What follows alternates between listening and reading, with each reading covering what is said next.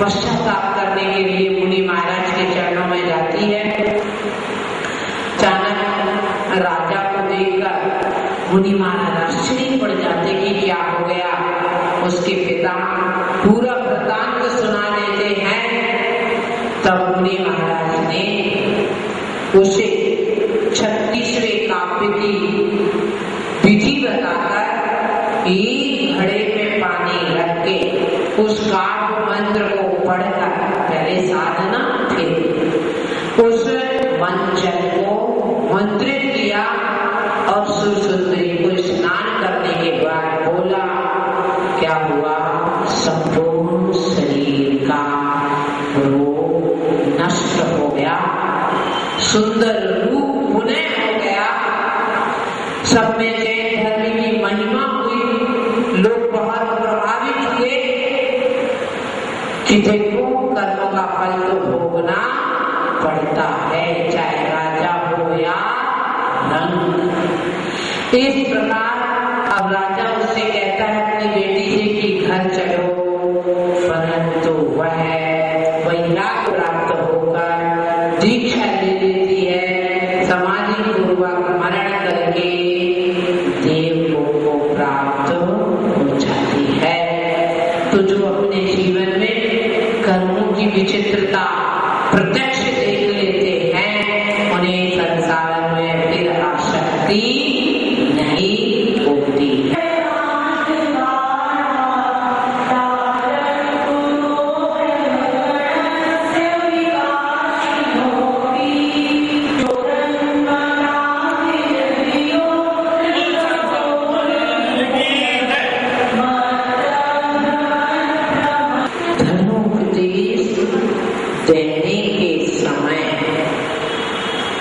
धर्म उपदेश देने के समय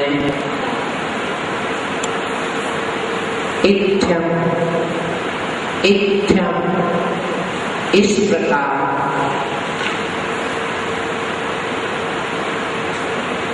यथा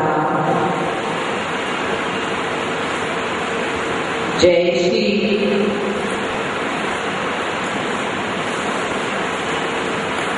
ब्रैकेट में लिखे आप प्रातिहार्य रूप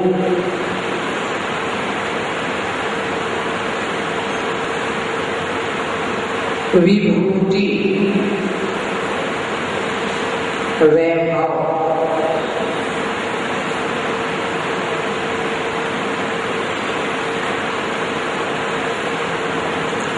अभूत हुई है,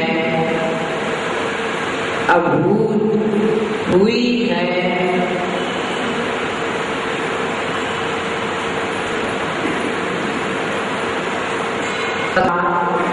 वैसी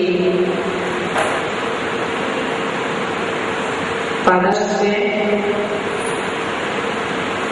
अन्य किसी देव की, अन्य किसी देव की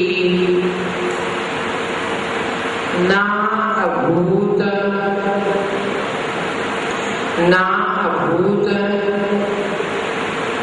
नहीं हुई है। प्रहतांधकारा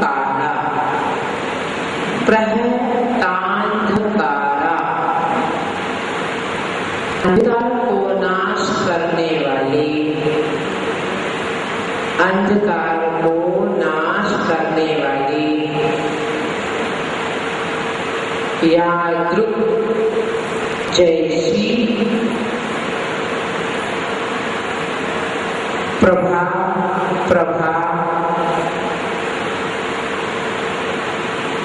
दिन कृतः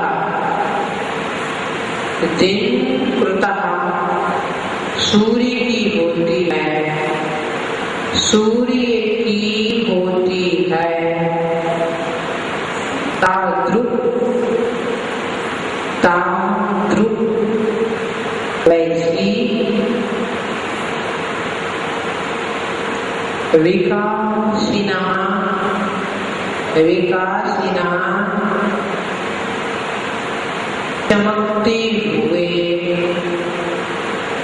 चमकते हुए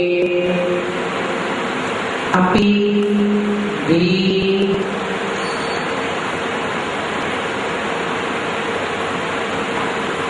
ग्रह गणस्य तारा गणों की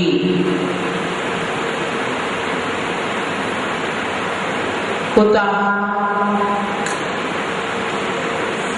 कैसे हो सकती है, कुतः कैसे हो सकती है अर्थात नहीं हो सकती।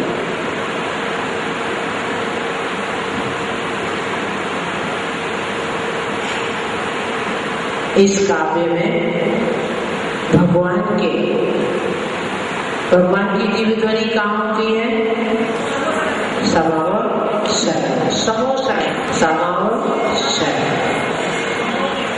समावसर है ना। तो कुछ रूढ़ी में शब्द आपके ऐसे आ जाते हैं कि वो आपको लगता सही है, और जब उन्हें निकालने की कोशिश करते तो आपके मन को थोड़ी पीड़ा होती है। हमने तो ऐसा कभी देखा नहीं। समावसर तो भगवान भव्य जीवों के पुण्य से भगवान अनंत प्रभु के मुखार में से एक अहोरात्रि में दिव्य देशना होती है। कहीं कहीं 3 बार का भी उल्लेख मिलता है। उस समय जो समूसरण लगा रहता है, उस समय का जो वैभव है वह अपने आप में अनूठा है। वह सिर्फ अनंत भगवान अनंत में भी केवली तीर्थंकर केवली के पास ही यह वैभव रहता है।